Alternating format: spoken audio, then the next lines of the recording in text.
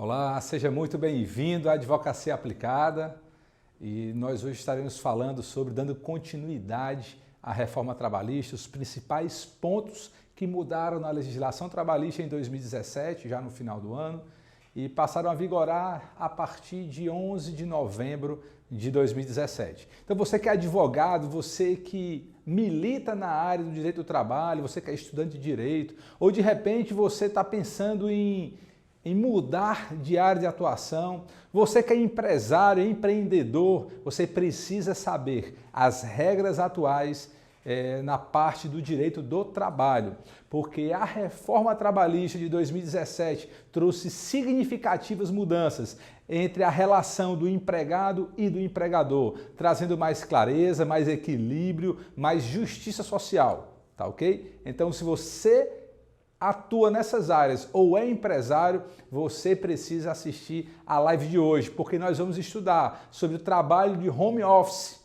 Doutor, o que é esse trabalho de home office? É o trabalho chamado também de telejornada, onde o empregado não ocupa o espaço do empregador. Você também quer saber o que mudou nas férias dos colaboradores? Não perde essa live. Se você quer saber o que mudou na relação de emprego com relação aos danos morais, fica atento às nossas dicas e às nossas orientações, tá ok? A advocacia aplicada, várias pessoas têm me perguntado, doutor Léo, eu estou vendo lá os vídeos do YouTube, do Instagram, as suas lives, seus conteúdos.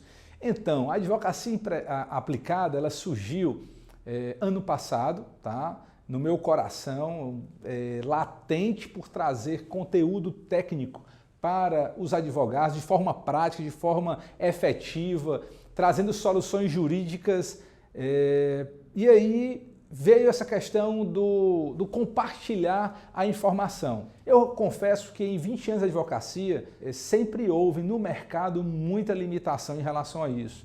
E aí, com todo respeito aos meus colegas de categoria, mas existe muita retenção de informação, muita retenção do que fazer com aquilo que nós aprendemos na faculdade e as ferramentas práticas de como realizar isso, de como aplicar o direito na prática. Então aí, ano passado, eu passei por um mindset, por mentoria, por consultoria, com cursos que abriram a minha mente, abriram o meu modo de pensar sobre a advocacia, e aí eu já trago aqui para você que a advocacia, e aí eu chamo ela de advocacia 4.0, é a advocacia tecnológica. E aí nós estamos também desenvolvendo uma linha de software na parte de petições e contratos para trazer velocidade para que o advogado possa peticionar de forma muito mais rápida, tá? Nós não temos a métrica exata ainda ou aproximada, mas é em torno de 6 vezes mais rapidez na hora de desenvolver uma petição, seja ela uma petição mais elaborada, uma inicial, ou uma contestação, até mesmo recursos, enfim. E aí aguarde novidades, porque esse software, essa plataforma, ela entrou em fase de teste aqui no escritório e em breve nós vamos estar apresentando para você, que é meu colega advogado, que quer realmente trazer mais velocidade ao desenvolvimento da tua atividade, ter mais tempo, de repente você quer aumentar a quantidade de clientes com a mesma equipe que você tem hoje, ou de repente você é um advogado autônomo e aí também quer ter mais tempo, quer fazer o seu trabalho mais rápido ou quer também pegar mais clientes sem mexer na sua estrutura, tá bom? Então isso é advocacia aplicada e essa plataforma nós começamos a fazer esse ano, a desenvolver esse ano com profissionais com expertise na área, né, na área de programação, em computação, então vai ser algo maravilhoso. E aí veio esse desejo latente de transformar a advocacia com conteúdo jurídico, teórico e prático, aplicado em casos práticos e utilizando de ferramentas tecnológicas, que são essas ferramentas que vão trazer transformação, que vão trazer para qualquer advogado acesso a ferramentas, a modelos práticos, enfim. Isso é a advocacia aplicada, tá joia? Então, cotidianamente estaremos aqui trazendo conteúdos relevantes e tem chegado bastante questionamento acerca da reforma trabalhista, os principais pontos da reforma trabalhista. Na verdade, surgem cotidianamente consultas na área do direito do trabalho, na grande maioria vinda de clientes que são empresários, e nós implantamos nos clientes as decisões, as orientações para trazer segurança jurídica. Essa é a nossa principal finalidade. Tá? E ao trazer segurança jurídica, nós observamos todo o contexto geral de nosso cliente. E aí é importante destacar o trabalho home office, que é o nosso primeiro ponto de hoje. Então a live agora do conteúdo começa agora. Pega aí papel e caneta para anotar. Se você está no computador, abre aí o teu arquivo de notas ou um arquivo em alguma plataforma que você possa anotar. Preste bem atenção. Vamos lá. Trabalho home office. Doutor Leonardo, o que é isso? O que é o trabalho home office?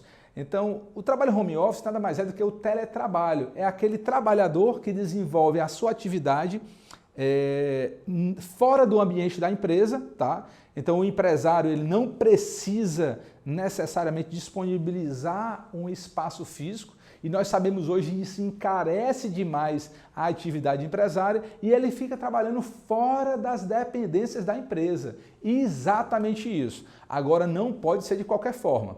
Então, mas doutor, o teletrabalho, foi o que me perguntaram recentemente, o teletrabalho, ou o trabalho em home office, ou o trabalho remoto, ele já existia antes, isso não é novidade. É verdade. E a nossa legislação, ela evoluiu para regular, para regulamentar esse trabalho, esse desenvolvimento do trabalho home office. Então, considera-se teletrabalho ou trabalho home office a prestação de serviço preponderantemente fora das dependências do empregador, utilizando de tecnologia de informação e de comunicação. Então, não tem mais no trabalho home office o controle de jornada. O empregado que vem para as dependências da empresa, ele segue uma jornada. E essa jornada está no artigo 7º da Constituição e está na CLT também, que é a jornada de 44 horas semanais. Exatamente isso. E qual é o grande ganho que o empresário tem ao implantar o trabalho home office para seus colaboradores? São vários. E aqui eu vou tecer alguns deles. Não é exaustivo, tá? Eu vou tecer algum deles. O primeiro deles é que o empresário não precisa mais ter aquele custo com a estrutura física, que nós sabemos que é muito dispendioso, é muito caro. Ele pode ficar de casa desenvolvendo a mesma atividade que ele desenvolver no trabalho. Então, o primeiro ganho do empresário é sem necessidade de ocupar espaço físico.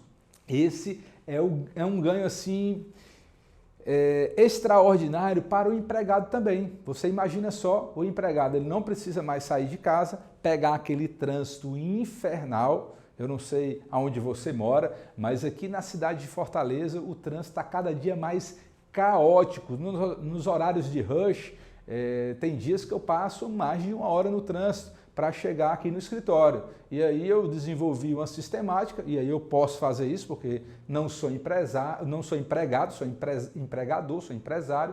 Eu posso desenvolver minha logística de sair nos horários que não sejam de rush.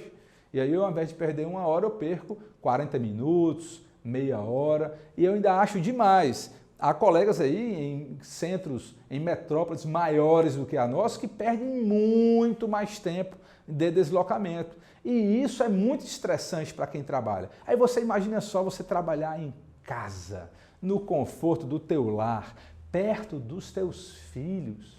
Você vai ter muito mais qualidade de vida, se alimentando melhor, porque você vai poder eleger a hora de você se alimentar, o que você vai comer, a hora que você vai acordar, a hora que você vai dormir e a hora que você vai trabalhar. Doutor, mas isso é muito esquisito, como é que pode? A hora que vai trabalhar? Porque no trabalho home office, as partes elas estabelecem o controle de tarefas. Lembra que eu falei mais atrás que não existe mais controle de jornada? Não se controla se a pessoa começou a trabalhar às 8 da manhã, se parou para o intervalo entre jornada meio-dia, se retornou às 13 horas e encerrou sua jornada às 18. Não vai se controlar isso, vai se controlar demanda, vai se controlar atividade, tá? Tarefas. É isso que o empregador vai controlar do empregado nesse modelo de relação de emprego. E o que é extraordinário disso é porque é o que o empregador quer, é o que o empresário quer, é ter uma relação com o seu colaborador que lhe traga resultados. Se você perguntar para qualquer empresário o que é que ele almeja, se é um colaborador que venha e trabalhe 44 horas semanais ou um trabalhador que dê resultado. Claro que é o resultado. O resultado é o fim último da contratação dos empregados. É o resultado. E qual é o resultado? É a entrega com excelência, com qualidade, com eficácia, com assertividade das atividades demandadas. Isso no trabalho home office, ele é maravilhoso, ele é extraordinário. E em 2017 houve essa mudança na nossa legislação prevendo o trabalho home office. E essa evolução legislativa, ela veio a regulamentar algo que já tinha na prática. No Brasil, nós já tínhamos a relação de trabalho em forma de home office, sendo que não existia regramento, não tinha regras de como fazer. E então você está aí anotando, anota já que nós vamos ter mais dicas importantes de como você implantar isso na tua empresa e evitar um passivo que é um dos passivos mais dolorosos em uma relação de emprego, que chama-se horas extras. No trabalho home office está acabado de vez da questão das horas extras, porque não se controla jornada. Portanto, não existe mais horas extras para esse tipo de relação. Mas doutor, tem certeza? Isso é seguro? Realmente isso eu posso implantar? Segue aqui que eu vou te mostrar como você estabelecer de maneira segura, de maneira efetiva na tua empresa ou trabalho home office. Vamos lá comigo? Está pronto para receber o restante das informações? Então, você já viu que o controle é por tarefa, não mais por jornada, e as responsabilidades das partes e as orientações também, elas têm que estar previstas em um contrato de trabalho individual. Doutor, e a CLT? Aquela azulzinha que eu assinei do meu empregado, não resolve? Nesse caso, nós não recomendamos que somente a CTPS resolva essa contratação de um trabalho home office, porque ele precisa de regramentos próprios. Ora, nós já vimos que não tem controle de jornada, tem controle de tarefas. Isso tem que estar no contrato de trabalho. Que o trabalhador vai trabalhar na sua residência, no contrato em home office, tá? Ou em um outro local que para ele seja mais adequado. Ele vai utilizar de ferramentas tecnológicas para informar e para se comunicar com o empregador, para entregar essas tarefas, essas demandas. E essas ferramentas tecnológicas pode ser uma plataforma, um software, algo que haja um controle efetivo, tá? A lei ela não especifica, que no caso aí é o artigo 62, combinado com o 75 da CLT, ela não estabelece de forma específica que ferramentas tecnológicas são essas. Então são as ferramentas que as partes, empregador e empregado, ajustam trabalhar. Tá? Então é muito importante que haja um contrato individual de trabalho regendo como se dará essa comunicação e essa troca e esse controle de tarefas e atividades e informações durante a relação de trabalho. Outra coisa importante, e aí é relevante que haja esse contrato individual de trabalho, é que nas orientações do empregador para o empregado, conste as orientações para evitar acidente e doença ocupacional. Você quer evitar um passivo de doença ocupacional que pode gerar um dano ao colaborador?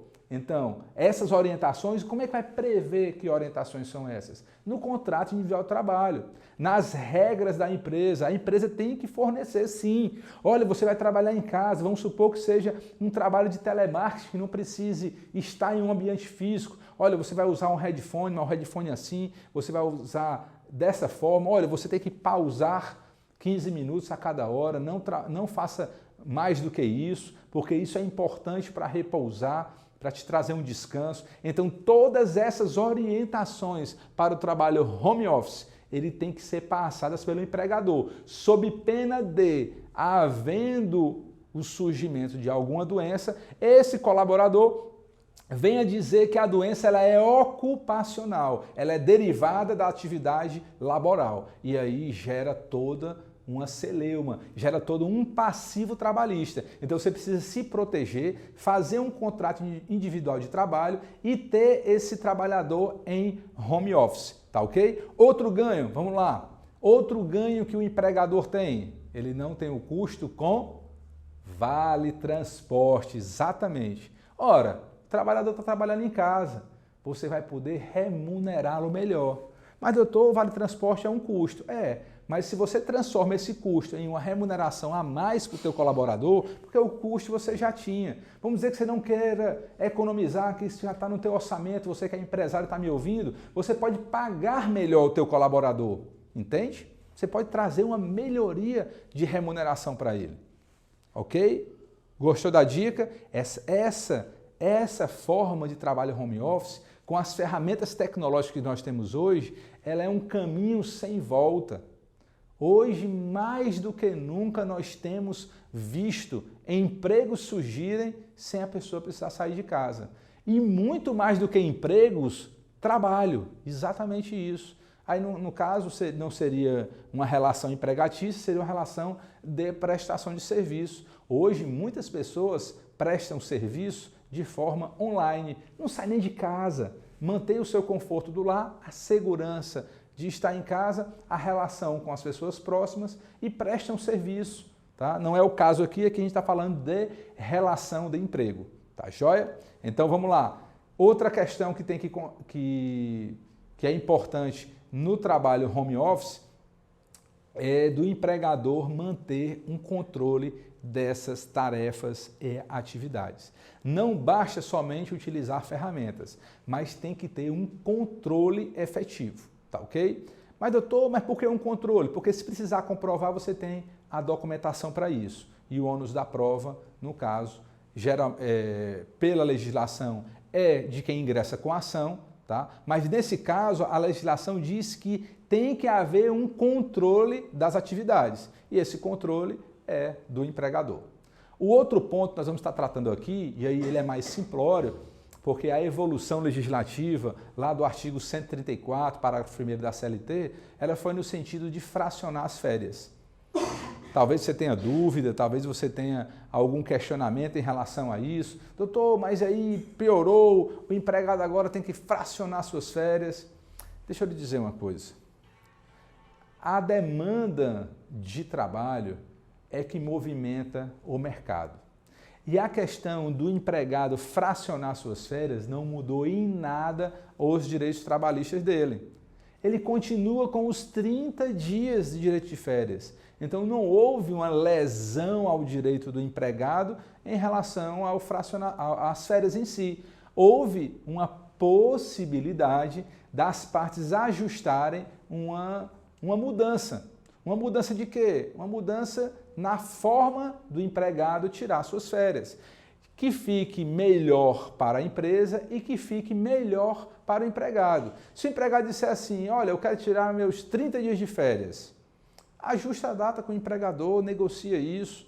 Com certeza, se você é um colaborador que é essencial, que o teu serviço é essencial para a empresa, no final dos 30 dias o teu cargo está lá assegurado. Mas nós sabemos que a realidade hoje não é assim. Nós sabemos da dificuldade dos quase 14 milhões de desempregados que nós temos no Brasil hoje. E haver essa flexibilização da forma do empregado tirar férias ajuda na empregabilidade do mesmo. Enquanto uns dizem que isso foi uma perda para o empregado, eu digo que não, isso foi um ganho para o empregado, que aumentou a empregabilidade dele. Mas como, doutor, aumentou a empregabilidade dele? Porque ele fica menos tempo desconectado do seu patrão, do seu empregador. Na hora que você perde conexão, perde contato com aquele que te emprega, que te dá emprego, você se distancia da empregabilidade, porque você passa a ser não tão útil assim, não tão relevante assim. Então você que é empresário, que quer manter, e aí eu vou para um outro lado da moeda, quer manter aquele teu colaborador, não se distancie dele, esteja próximo a ele, esteja mantendo essa relação de conexão mesmo, mostrando o quanto ele é valoroso, o quanto ele é importante. Agora, muito mais o empregado precisa disso do que o empregador, porque nós temos 14 milhões aproximadamente de desempregados no Brasil. Esse número é gritante. É alarmante, é quase um problema, é um problema hoje que nós enfrentamos que beira o limiar do caos. Então você que é empregado, uma sugestão que eu dou, negocie e fracione as suas férias. As regras para isso um dos períodos de fracionamento não pode ser inferior a 14 dias. Estamos falando de 2 semanas. E os demais não pode ser inferior a 5 dias. Então, assim, não houve nenhuma redução do direito do empregado, apenas um fracionamento das férias. E isso facilita demais na empregabilidade do empregado. Tá ok? Vamos para o próximo ponto. O nosso próximo ponto são danos morais. Doutor Léo, o que é dano moral? Então, aquele que comete ato ilícito tem a obrigação de reparar, já dizia lá o Código Civil de 2002, no artigo 186. E o artigo 944 diz que o dano ele é mensurado por sua extensão. Quanto maior a extensão do dano, maior é a fixação do mesmo. Isso são parâmetros civilistas. Aqui nós estamos falando de relação de emprego, de parâmetros trabalhistas. Então, a reforma trabalhista de 2017, ela veio trazer essa inovação na legislação do trabalho, tá? Então nós não tínhamos parâmetros para isso. Mas eu já tinha ouvido falar que o magistrado trabalhista, o Tribunal do Trabalho, ele fixava danos morais quando o empregador ele tratava mal ou realmente causava um dano moral ao empregado. Então, mas aí os tribunais do trabalho, a Justiça do Trabalho, fixava com parâmetros civis e até da Constituição, porque a Constituição protege no artigo 5º o direito à imagem, o direito à honra, o direito de qualquer pessoa, não é porque é uma relação de emprego, entende? É uma relação de proteção do dano moral. Aquele que tem a sua intimidade, a sua moral violada, ela tem um direito à reparação de danos, tá ok? Então a legislação no artigo 223 da CLT houve essa inovação, trazendo parâmetros claros para o magistrado trabalhista de como aferir o dano moral e como mensurar esse dano moral, com critérios objetivos. Retirou-se a subjetividade e limitou-se a critérios objetivos.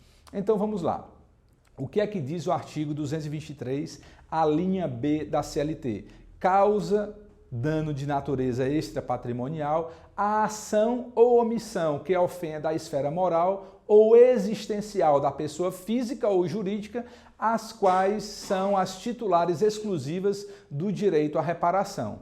Doutor, o senhor falou aí de pessoas físicas ou jurídicas. Me explica melhor. Não é relação de emprego? Exatamente. Hoje nós temos a possibilidade do empregador requerer dano moral do empregado. Então você que é empresário, está me ouvindo, que o teu funcionário, o teu colaborador está divulgando, difamando, falando mal, denegrindo a imagem da tua empresa, você pode sim processá-lo por dano moral na Justiça do Trabalho. Exatamente isso. Da mesma forma que se essa agressão moral vier por parte do empregador para o empregado, ele pode acionar a empresa pedindo a reparação de tais danos. Compreender essa parte? Vamos adiante, podemos seguir.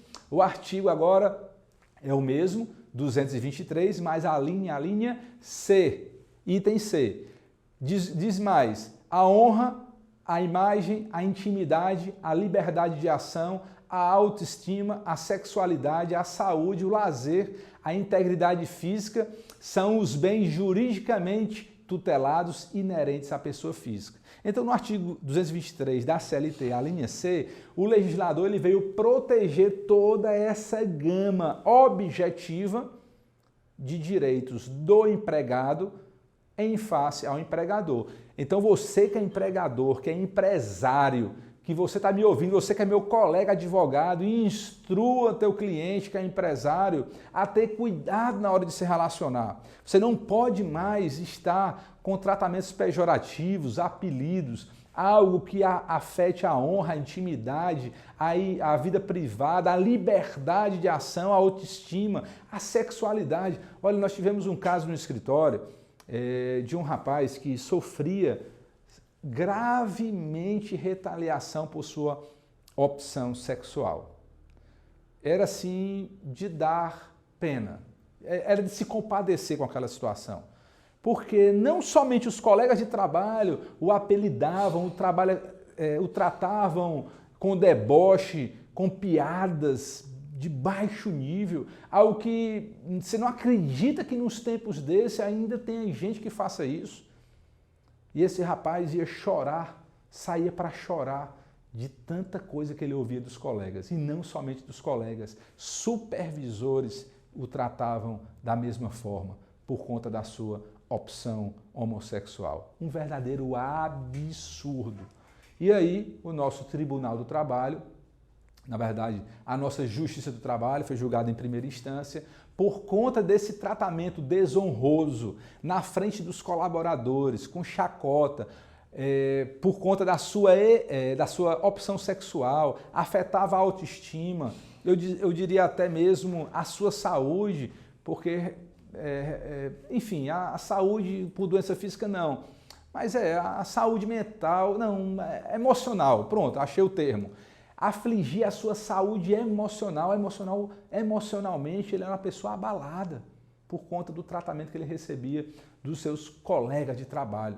E como não havia reprimenda pelo empregador através de supervisores, era algo que fluía dentro da empresa de maneira rotineira. E aí a Justiça do Trabalho fixou em danos morais um valor de R$80 mil. Exatamente o que você está ouvindo aí. Então você que é empresário, cuidado, se você está escutando nos corredores da sua empresa algum tratamento ostensivo, e aí eu não falo só com relação à sexualidade, de qualquer forma, pode gerar dano moral. Muito cuidado com isso, muito cuidado, atenção, seja atento, faça reuniões com a sua equipe, deixe claro as regras da empresa que você não aceita, não tolera e nem permite qualquer tipo ou ato discriminatório dentro da empresa.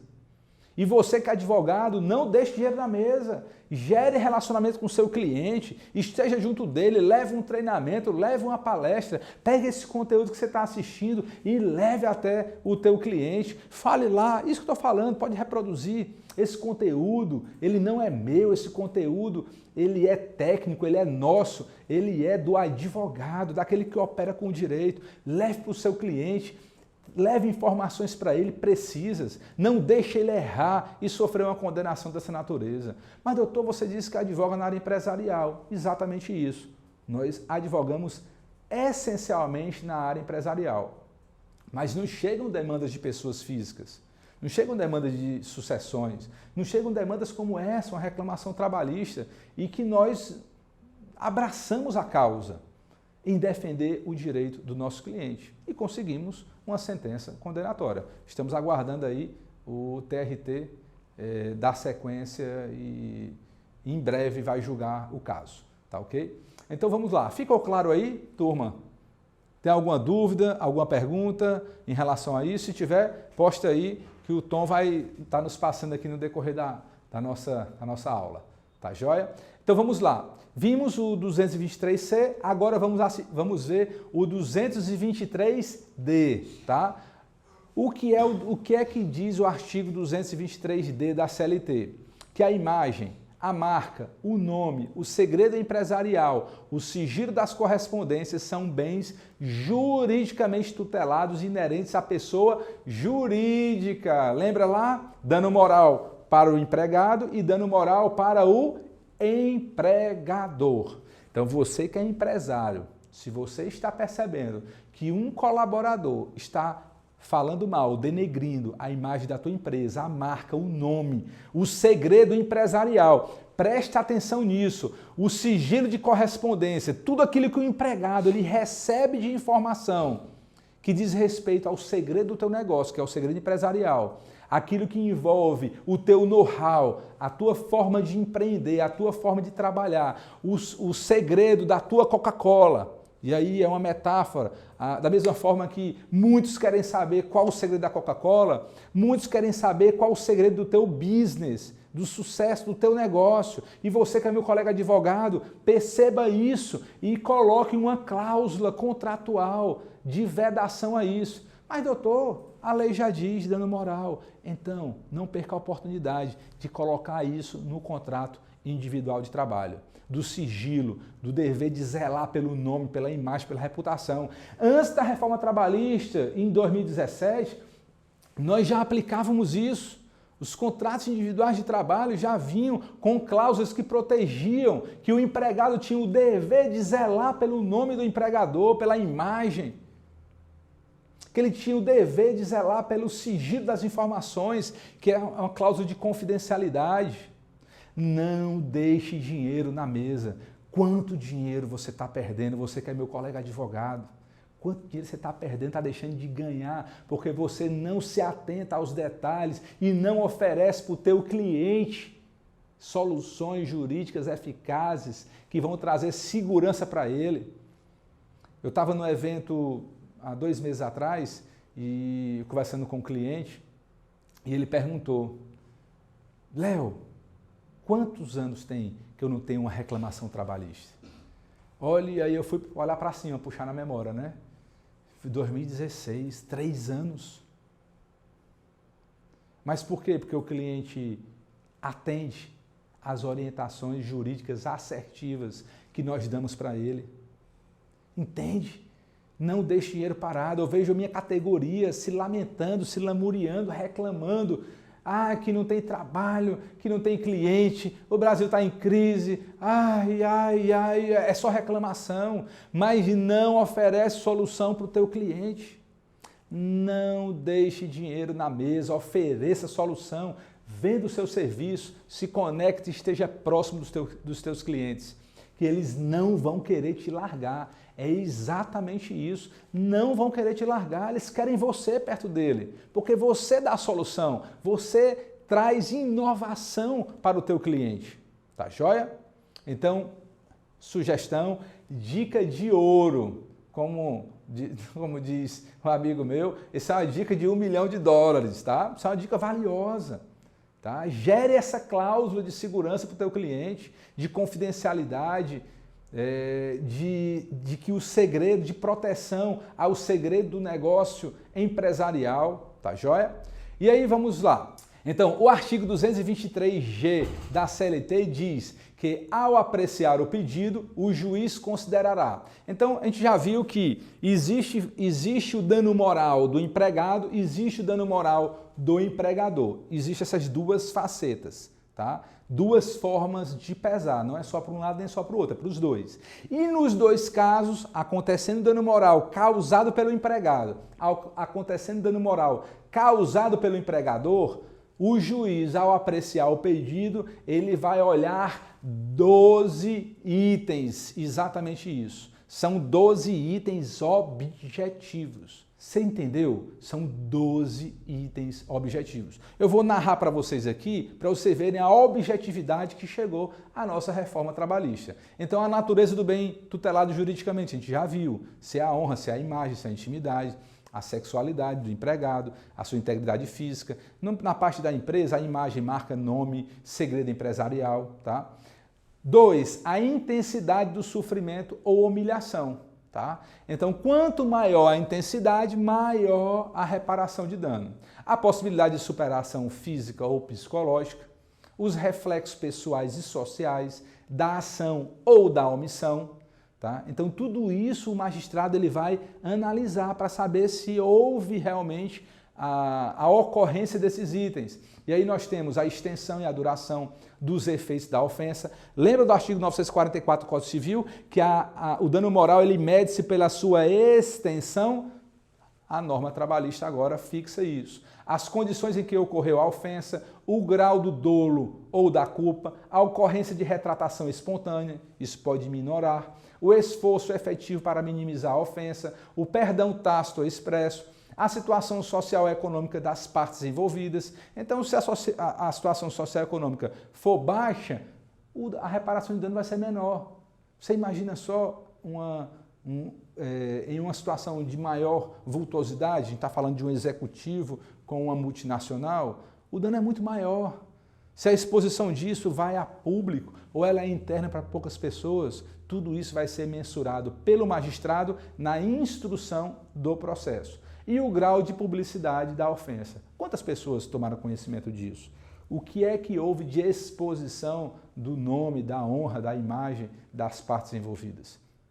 E aí, quando o magistrado ele observa todo esse contexto, ele fixa em 4 graus.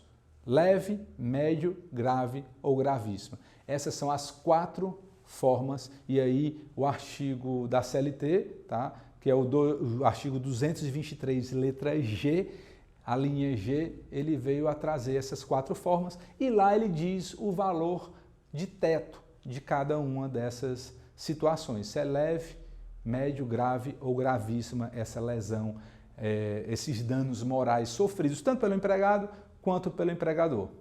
Tá bom? Espero que esse conteúdo tenha sido importante e relevante para você, que é empresário, empreendedor no Brasil, você que é meu colega advogado, que está nessa militância maravilhosa, no dia a dia da advocacia empresarial ou uma advocacia trabalhista. Tem vários colegas, amigos meus pessoais que advogam somente na Justiça do Trabalho.